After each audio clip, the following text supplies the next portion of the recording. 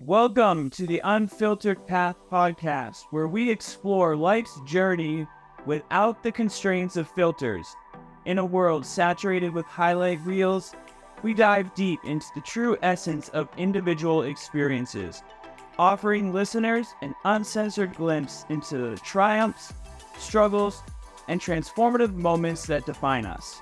Our mission is to provide hope, inspire resilience, and remind you that every path, no matter how windy or rocky, can lead to growth and enlightenment. Join us as we navigate the uncharted territories of truth and to be moved, be inspired, and discover that you're not alone on this unfiltered journey of life. My name is Graham Duval, owner of Value Productions. I am a video strategist, and I am joined here by my wonderful co-host. Hey, good morning, everyone. I am Trinity Baker. I am a mindset hacker. I take people from surviving to thriving. And I am joined here with my other beautiful co-host. Hi, my name is Danielle. I'm the owner of Aerialist. I am an aerialist. That is fancy for performing suspended in the air. Essentially, I am the bird of the circus. And we have a wonderful visitor with us here today. Hello, everyone. My name is Robert. I do everything around digital marketing, specifically using videos to help high-ticket coaches, course creators turn strangers into clients. Oh, yeah. Well, you're in the right roles. Yeah. Yeah, and I are coaches in sorts, technically. Definitely. I feel like what he just said is something I received in my email from you today.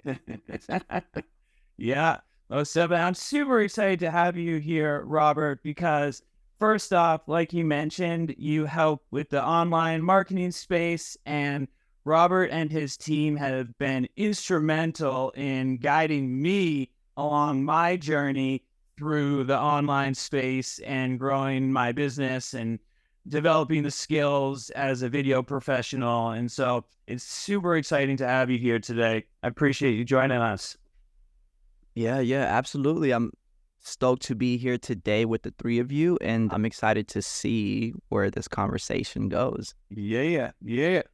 I'm curious. So I know we were talking a little bit prior to the podcast, and just like the whole point of this podcast being like the fact that there is rocky paths and uncharted territories of truth, and like that everybody's life journey, it leads us to different places, and hopefully that this podcast can provide some hope. And I'm just curious to learn a little bit more about what you got going on, Robert, and to tell our listeners, how can you feel inspired today?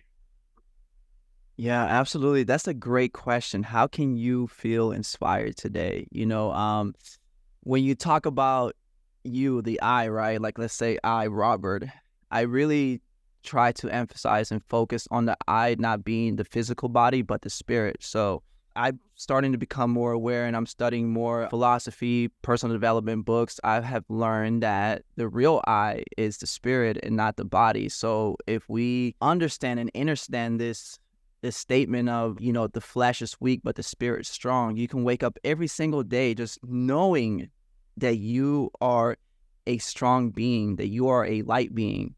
You're an energetic being. So every single day I feel empowered knowing that my spirit is strong, and I have the Lord to go to every single day in the morning to seek for wisdom and be able to re-inspire myself and rebuild myself every single day so that I can serve others at the highest capacity.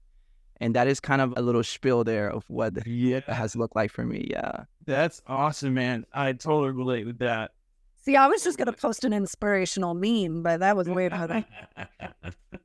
No way. What kind of meme was it? Oh, I don't know. I was just being sarcastic because that was so deep, like in a charm. Okay? It was wonderful. I like that. I'm a prayer. In the way that you just explained that we are spirit, our body is just here on earth, and we're just living through with our body, but we're really like our higher self doesn't need this, right? So the way you just explained it, you could feel it, like you got as you were speaking. And I think that is just a testament to exactly what you're saying, is that like we just have an experience here on earth. And Right. exactly what we talk about every single week here is that every experience is different. We all have challenges, but it's really how you grow through them. And when you come from that higher self, that spirit, and you work on yourself every single day, becoming even better every single day with the purpose of serving, that is our true purpose here on earth, regardless of what serving is, right? Because we all have different Right. purpose. I feel like that's the like personality trait that we have as a collective, especially us three, and the guests that we bring on is we serve, and it's like within who we are as people. So when you just said that, it made me realize why we're friends. Like, yeah, that's what we do. Most definitely. Like, and it looks different each day too. Like there is that sense to like build connection with humans and other beings, other light beings, just like you mentioned how we're all friends. Like you find those connections through just the fact of being open to that. And those are the type of people that end up in your life and how you can help other people in that same path. Yeah, I totally relate with that. No, exactly. That's how we manifested this day today, this conversation. The three of you manifested this podcast, and now I'm here. We all vibrate at a certain frequency, and then we attract others into this ecosystem where we get to co-create together, right? We get to mirror to each other, certain differences, whether you like them or not. You do attract that into your life. So I try to be very consciously aware of like what I'm attracting into my life. And when I'm attracting something that I don't necessarily resonate with or understand yet, I'm like, okay, well, what is it? God, source, universe, whatever, people like to refer to. I like to call it, God, universe. Those are some of the terms I use. But I try to, just really reflect that and then see within myself where maybe there's some discord happening. And I'm like, okay, well, I think it's in this area. And sometimes it doesn't come right away. You just kind of have to go through it for you to be able to see it, right? So it's just an experience. And what I like to share with many people is just the human experience is just you experiencing the widest and widest variety of emotions in a short period of time. We're just here for a short period of time. So it's okay sometimes to be sad. It's okay sometimes to not feel so great or perform 100%, and you got to give yourself grace sometimes during those moments. Yeah. Try to use terms like avatar because like I talk about body a lot. So I've gotten to the point where like I refer to people as humans. This is my avatar. My children do it too. Like the speech lady was like, they don't really get their pronouns. I was like, well, in this world, I'm doing them a favor. So we refer to people as humans. This is our avatar. We're having an experience. And like I just in the smallest like verbiage, I have adjusted my life to like honor that because I feel like it's in the verbiage that it gets skipped over. And then all of a sudden you're feeling like, you start looking on the outside of yourself based off of just like culture terminology. So I've gotten real strict with like, I'm weird in conversations sometimes because I'm like, oh, your avatar is X, Y, Z. And that's such a good point. And it just brings up, like the whole idea of, they call it, spelling, because you're spelling out the verbiage is the thing that is putting out into that world. And so by making small adjustments like that in your words can make a world of difference. I know one of the big ones for myself was I work on it daily is being mindful of using the word try, because there really is like, if I'm saying I'm trying to do something, it's very like, there's no, the universe has trouble determining where that energy needs to be going. So it's like being very distinct in those words is so key. There's a whole different level of commitment with the word try. Like there is no commitment when you say try. You either do or you don't. And I think the reason that a lot of people go to the word try so much is because we fear the failure, where really the only failure is when you don't just do it and go for it, right? So instead of saying try, I love that, Gran, just say I'm going to do it to my best capability, with highest self. And then whatever comes from that, you celebrate and you use grace and say, like, I put my all into this and committed, because how good does it feel to say, I tried? Yeah. For real. Yeah, Danielle, like, what are some word swaps that you use? I definitely do the avatar thing. Other word swaps. Okay, so my kids play video games. I do not. I don't even watch TV, so I just don't. I'm not even on that space, but they can. And they were like, you're killing me and saying all this stuff one day, and I'm just cooking and I'm in my Zen place, and I'm like, oh, no, don't ruin my vibe with y'all's talk. So they use terms like blueberrying, strawberrying. So I've made them reword the action verbs of their games that they play and speak to each other. So in my house, it's hilarious. There's this random fruit conversation.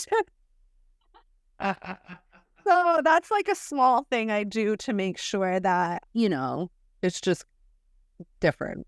But yeah. That's a good one. I dig that. Yeah, you're strawberrying me. Strawberry. Oh, that's What about you, Robert? Yeah, to piggyback off the whole try thing, I mean, the conclusion that I've came to as far as like the word try is just, you're just implicating that there's a possibility that you can fail. So therefore you just do it or you don't, right? And I learned that recently. I was just like, because I was like, I am trying, God, and a lot of people, you'll sit there and pray to God, it's like, please give me strength, please. And then you're implying that you need more struggle to be stronger. So you got to be very careful what it is that you're praying for. And now I just thank him. I'm like, God, just thank you for all the strength you've given me. I don't even try to complain anymore or, talk much about the negatives. But I think a word swap for me would probably be, I think it will circle back to, I'll try to, like, I will, just like I will. Like there's a lot of power in willingness. Yes. I feel like even as an athlete, a lot comes from the will, where it's like after a while, it's not even muscle. It has nothing to do with that after a while. It has everything to do with the person and the amount of just like energy, spirit, that something they give into it of themselves, that they give to the exercise or the performance or whatever I'm putting on their avatar. And it's usually will after a while. It really has nothing to do with arm strength or something that people would assume.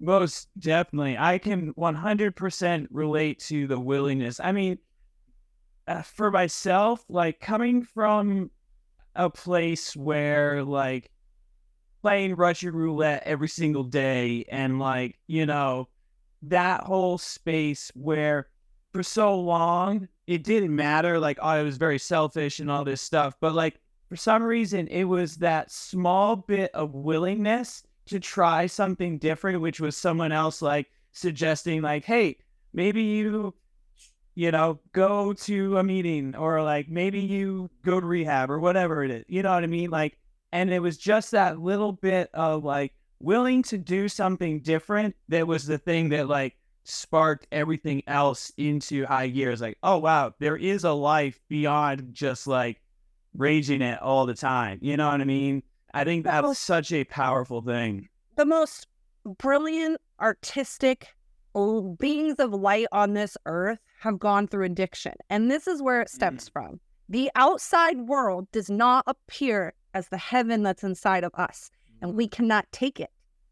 So for years and years, or however somebody's journey is, we numb that, and we're trying to die because half of us doesn't feel safe here. Right. And so essentially the reality is like a part of you is playing Russian roulette with death. And then there's come this place where you just like actually want to live and just feel it all. And that's part of it. And then when you start attracting people that have that same heaven inside of them, it becomes easier and it takes time, but you have to cut out all those people that were like going after your soul a little, or just trying to mirror like the darkness that's in them type of thing. But that's what I feel like. You know, like I struggled with addiction for a while. We've discussed that many times on podcasts. And I think that's really what it was. Oh yeah, for sure. I Like couldn't not stand the outside world. It was like horrifying. It still is, especially for me as a feminine. Like, we're always scared. Yeah, it's a whole I don't know how to explain it. Like, it's like bizarre. Yeah, it is. And like, I come from a family that has been full of addictions, you name it, right? You're totally right. Like, looking on the outside, they all had that needing to numb what they were experiencing because it didn't feel good and what right. they wanted to experience. Robert, tell us a little bit about what you think about this.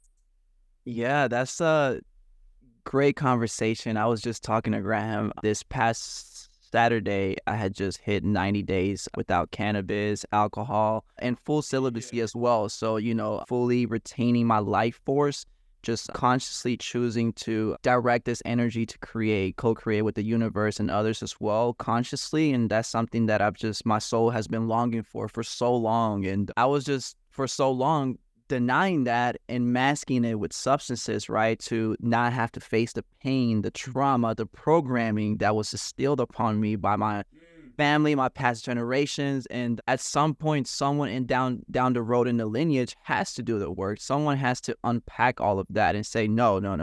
Like, that's enough is enough. Like, this isn't the way life works anymore. This isn't the way that, you know, we can live without discord. And it took a lot for me to realize that after almost, you know, several times overdosing on cocaine. You know, I would abuse these substances, cocaine, ecstasy, just all of them at the same time, you know. And I did this at an early age, in my early 20s. So now I'm in my middle 20s right now, the mid 20s. So I'm glad I did get to experience that darkness early on, because it got to a point where I said to myself, and Graham, you might relate to this. All of you here might relate to this part where you're either, I would rather die before I continue living this way. And it was just that point there of like no return. Like, either like you go into the deep end and you know you're lost forever and ever, or you literally turn this puppy around and you ask for help, right? And that was the first time I actually started messaging people. It's like, hey, I need help. Like, I need you to hold me accountable. Like, please, like, I genuinely just want to be a better person. Like, I genuinely want to heal. Like, I genuinely want to be consistent and embody this identity that I know I can be. You know, I know I am, and that is abundant, that is free, that is love. And for a long time, I denied that because that's just kind of what the world perceives as weak, right? Peace and love seems as the weak thing to do, and is actually the most beautiful, strongest thing you can do and embody. That's society's programming. I mean, you kind of look at family and addiction, but we're programmed by society before us. Your age in particular, you know, that's where my struggles were at as well. So I commend you for making such like a mature decision of self-awareness. Like, that's awesome. But that age group in particular, your society hunts to make you guys monsters. Like, that is in every other rap song that's on the radio that my kids can hear, but the world pretends like that's okay. And then when you become that person, oh, they're a mess. You know, they came from XYZ, or, you know, it's real shame, because we're literally so obviously programmed to become those things. So to make it out at such a young age, you're doing really well. I recommend celibacy. I've not talked about this on the podcast, but you brought it up, so I guess I'll share. I'm at 7 years. So when I found myself as a single mother pregnant with my second child in a row, I took accountability. I was like, I can point the finger at this dude all I want, but I found myself with this dude all I wanted. So I took some self-accountability there and realized that it was probably like it was teenage year wounds, I suppose, being like repeated in a cycle. Mm-hmm. So I have practiced that. And while I don't recommend it, like if you're in a relationship or something, however, I do recommend it when you're not. Is, you know, how can you practice self-love when you're aimlessly, even if it's just the friend I've been effing for on and off for however many years. Well, okay, you have no boundaries, no emotional accountability or responsibility for that human. Like, and you're giving parts of yourselves to them. You're pouring into these other vessels, casually. And that's how we're trained to be. I danced before. I don't actually carry shame about it because I'm a performer. I was like Britney Spears, but just with pasties on. But you're subjected to an environment and people, and then other women. Like, I've seen some stuff, and we're all trained to be that way in the most popular way. I Like from Nicki Minaj to CW TV to most of programmed to be just like promiscuous, raunchy little shits doing drugs. And that's what's cool. I totally relate. So long to come out of that. Like, I thought it was 30s. So to say that you're in your mid-20s and you've already come to that awareness, like, you are so far ahead. So far ahead.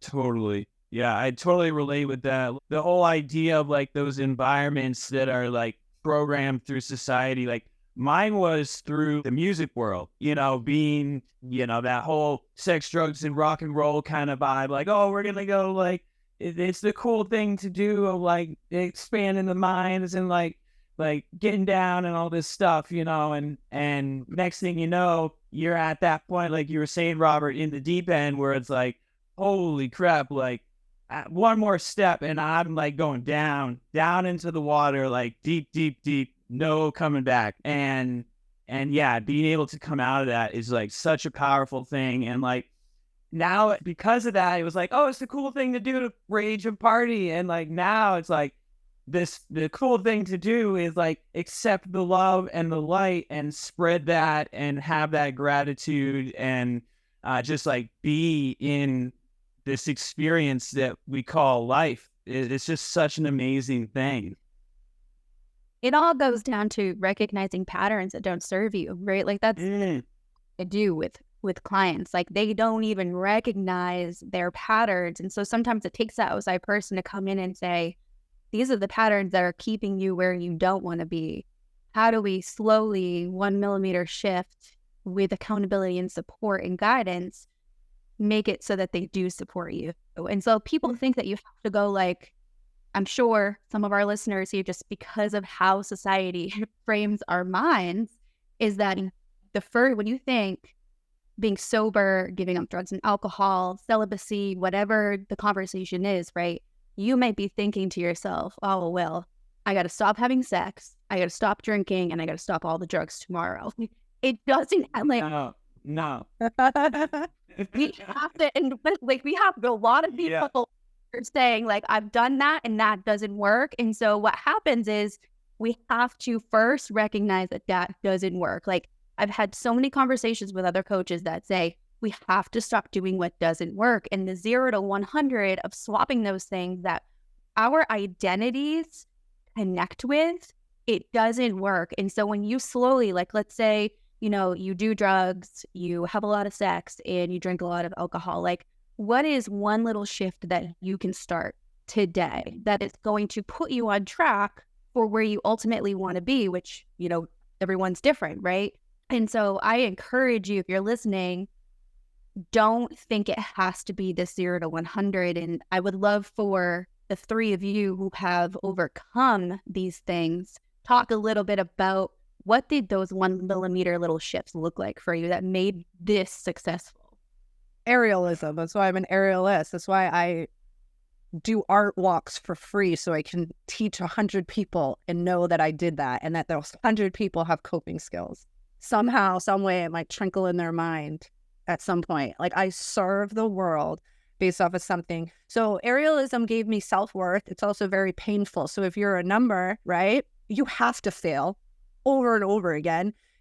Michael Jordan has failed the most out of all basketball players, but yet he's the best. So, that's just something aerial arts has instilled in me. And then I think to fully quit drinking, I had to become a mom. The steps were, I was not all at once. And then to go celibate, I had to experience just absolute masculine filth and of the utmost. And so I was like, whoa, I don't even want anybody like around my avatar. This is mine. And so, so there were steps for sure.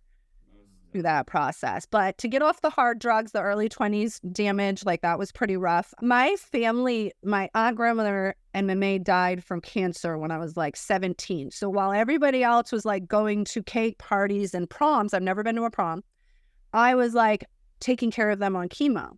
So all of a sudden my peers didn't understand me. And then my mom got it. And to me, that was like, she survived. But to me, like I struggled. She was like, you know, I just thought it was death, you know. But after she survived, I'd already picked up the numbing addiction.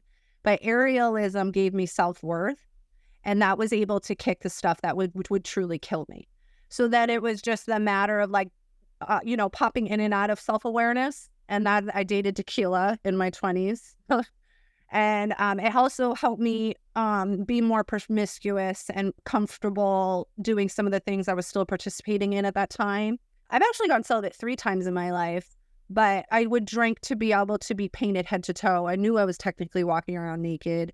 And so while I still do that kind of stuff now in terms I paint other people, I don't personally, but I had to numb to do it. And I recognize that now. Parenthood took me out of the in and out. Right. And then I gave me responsibility and a certain accountability. And then I still smoke weed a little bit, but you're kind of like making me think about it. Like, okay, I might be able to, kind of fall back a bit. I mean, take a next step.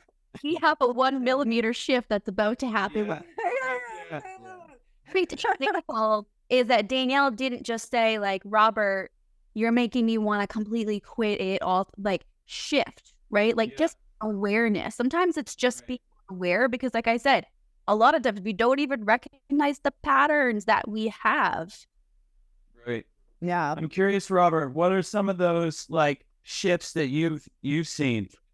Yeah, Danielle, Trinity, Grant, I would love you guys just sharing your stories and your perspectives as well, because it just expands just all these different things. And I love how you brought it back to patterns and making those small shifts, because no, it wasn't just a 0 to 100. I'm gonna just quit it. Like I've been trying to quit for years, like 2 years now, and I would do 4 months, then get back on it, and then 2 months, and then that was a pattern that I would see, and then I would recognize that pattern. I'm like, okay, what's happening at that 3, 4, 5 month mark, and I started to reverse engineer the patterns. And what I finally realized was that I was like, dang it, well, I'm thinking about the same things.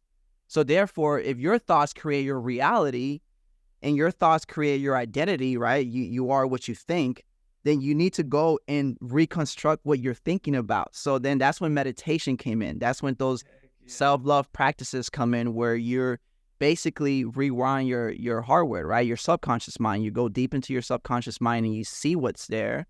And then you place new seeds, right? You place new ideas, new concepts and things like that. And that's when I'm honestly starting to see the biggest switch was making those a conscious effort to just be able to go deeper into meditation and see just honestly what's there and sitting with it and being okay. And then just rewiring the subconscious mind so I can think brighter thoughts, better thoughts. And overall, it is, I love that you said that it is reconstructing your identity. Like if your identity doesn't change, like you're not going to change. You can change everything that you think you want to change, but until that changes, I'm sorry, like you're going to go right back to what you were doing. And it does start with your thought. If you think about your thought is energy, right? So when you concentrate your thought, you're concentrating your energy.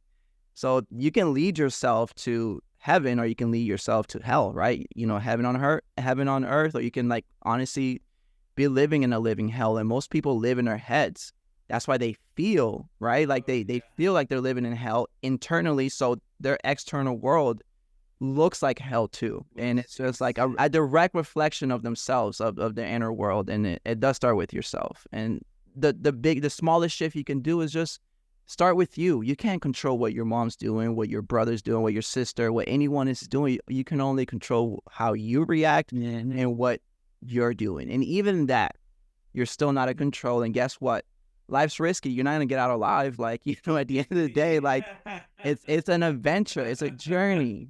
Stop taking it so serious, Most definitely. I think that's such a great point, because that's honestly kind of like what we're trying to do here on this podcast is don't take it so seriously. There are those different turns and how we can focus those energies, and hopefully the people listening realize that, like, and it's not that you have to be on that complete spectrum where it's like, oh, my next step is I'm going down the deep end. No, it's just a matter of like, maybe your spot right now is that uncomfortable feeling where like you feel that I can't keep going this way. Something's got to give, and so it doesn't have to be that full like end of the spectrum. It's like you said, noticing where those things are and making those small shifts, focusing that energy, and that's when you start to reap the benefits of life and just like the amazingness of what life is through, like, I've seen, oh my gosh, the benefits. I can't even imagine. I couldn't even imagine what my life was 6.5 years ago. And still to this day, sometimes like I'll feel myself looking at myself on my life and be like, oh my gosh, like this is wild. We're on this crazy ride right now. And it's just so amazing. Appreciate your insight. Do you know there's some humans that walk around without like the self-talk? Do you know that's a thing? And that there are, so the visualization and being able to see, and meditation skills essentially, right? We know that's where it's from. Being able to see the experience, or an athlete visualizing the game before it happens, that is skill. Because I do believe that's why percentages of possibilities besides the restraints of a matrix are so vastly different, is I believe it's about one single skill. Sorry, you triggered me with that word. I just had to like ride that. Yeah. I have some questions here, so we're getting close. Yeah. Yeah. So, Robert, we switch it up by these random questions. All right. So, if you could have a front row seat for one game or at any professional sports venue in the country, where would it be? Golden State Warriors. What is that? Basketball. Golden State Warriors have a player named Stephen Curry. He's the best three-point shooter in the world. He has broken all the records, and basketball was actually one of my favorite sports growing up. It's just unfortunately that I didn't grow to be 6'4". I had 5'9". So it's basketball is one of my passions. And if I ever got the chance to, I will get the chance to watch him in person and sit there front row seat, maybe even get a little sweat. Just, that would be I would be the happiest kid in the world. Yeah, that's awesome. I love how you put that too, the happiest kid in the world, because like that sometimes it takes going back to those kid roots where it's like that feeling of, like you said, sitting front row at a basketball game, getting that sweat on you because of that passion you've had so long. I love it. I did wanted to share one thing before it's just escaped my mind and I forget. Like, the reason too why I'm so committed to being substance free and celibacy and all that stuff is not because I want to be perfect, right? There's no such thing as being perfect. And, I still find other ways to self-sabotage sometimes with food, right? There's food, there's caffeine, there's so many substances and things, that we can stimulate ourselves with. But my whole goal of these disciplines says in the Bible that, the fastest or the best way to become holy is through discipline, right? So these are just self-discipline practices that I'm using to cultivate self-love, and also to be able to manifest, my dream reality with my family, my dream woman. I already picture her, what she looks like, what she talks to, what we're going to be doing, all those things, right? And it's to create a sacred union, it's to create a family, and I have to go through this path that I'm going through right now in order to be able to attract that into my life. It isn't to say that like I'm going to just sit in my room in a cave and just, focus on making money and, all these things. Like, that's just a byproduct of what I'm creating here. So I wanted to just, for anyone listening out there, it's just like, yeah, like there's a lot more than meets the eye. And I think that everyone has their intention behind what they're doing. And I just wanted to share mine if that adds a perspective to anyone. Or I think that's a good caveat, because it is like, we're not just saying to do this to just like you said, sit in a room just to focus on this. It's to have those better experiences and manifest those things. Like, to get, like, for myself, like, get those ideal clients, get the things that are manifesting that I'm picturing, the goals that I'm looking to reach and all that stuff. It's not just because, so I think that's a great caveat add on that, Robert, and we definitely appreciate that. Yeah, of course. That you feel connected with your why, whatever that why is, the more you're going to be committed to the discipline. So you have to have that why. Like, Robert's why might not resonate with someone listening, but a different why might. My why connect with someone listening, but Danielle's might or Graham's might. So I love that Robert is just recognizing and stressing the importance of asking yourself why, like 10 times in a row. And like that 10th answer is really your deepest commitment right there. Like, and then refocusing is when it's hard, refocus on your why, refocus on why are you doing this discipline? Why are you committed to changing the patterns that have been not serving you for so long, and our families? Like we talked about, recognizing patterns. Well, ask yourself, like, what patterns have been here for generations? Do you want to change? We can change generations with pattern swapping, pattern shifting. I love it. Yeah, so cool. Trinity, do you have any sort of game or something that you would go see? Back to the question at hand here, the real deep in question that we're diving into. Stop. Steer away from the deep stuff. Like, we can't even do it. I would really love to go to like Tony Robbins or Ed Milet, one of the really profound speakers, influencers in the personal development world. I would love to attend, like, first row. Tony Robbins comes to mind just because I've seen, Brought him up a couple times in this podcast. Now I'm intrigued.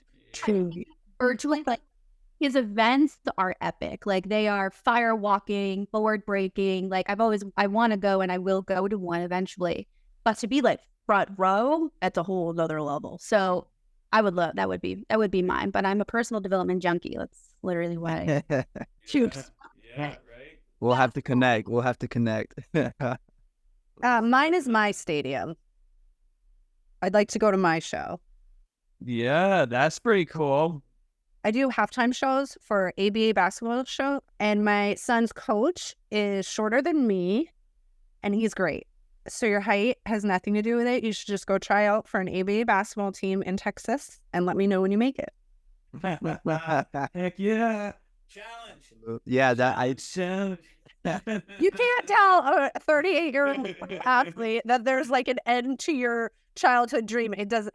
You may not be the best three-point shooter in history, but you can participate in adult athleticism. So I can't let that comment just slide by.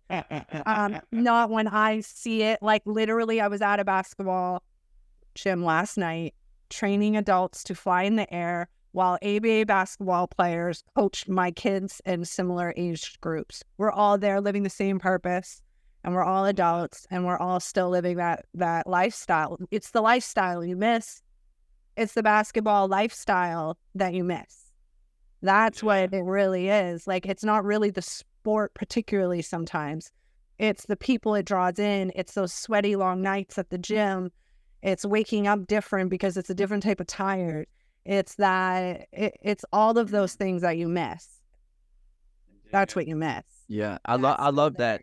Yeah, I played basketball the other week. I had a one-on-one session with this 19-year-old. He completely I was like, dude, I probably shouldn't be out here. But what came up for me was that what I loved about basketball was the competitiveness, the collaboration that you were able to create with your teammates, right? Strategizing, improving.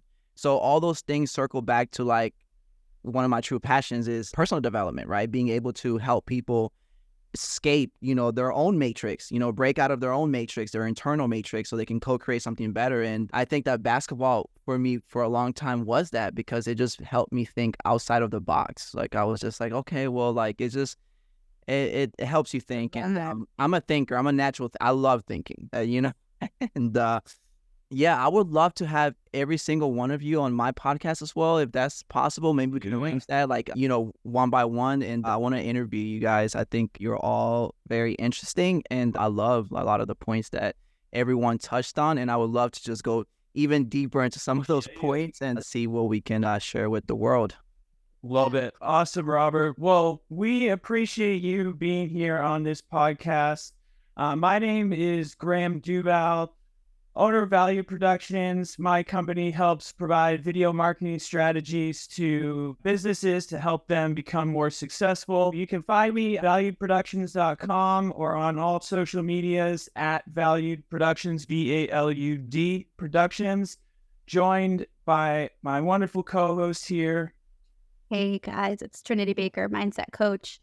You can find me on all social medias. I love being that positive influence in the just mess that we typically see on social media. So go follow me at the Trinity Baker. And my website is thetrinitybaker.com. All things mindset, positivity, and stepping out of that survival mode and into thriving in the best life that we're meant to live. So I'm joined here with my co-host.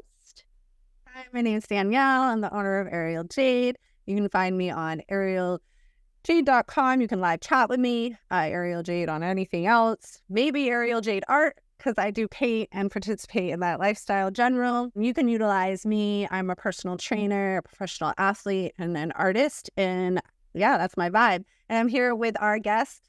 My name is Robert Espitia, and you can find me on Instagram at Robert_Espitia, ESPITIA_, co-owner of Brandwood Video and Micro Content Mastery. And you guys should hit us up. Yeah, definitely.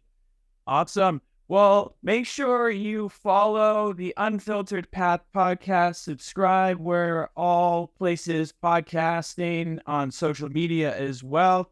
I want to thank you all for listening, and make sure you join us next week on the Unfiltered Path podcast.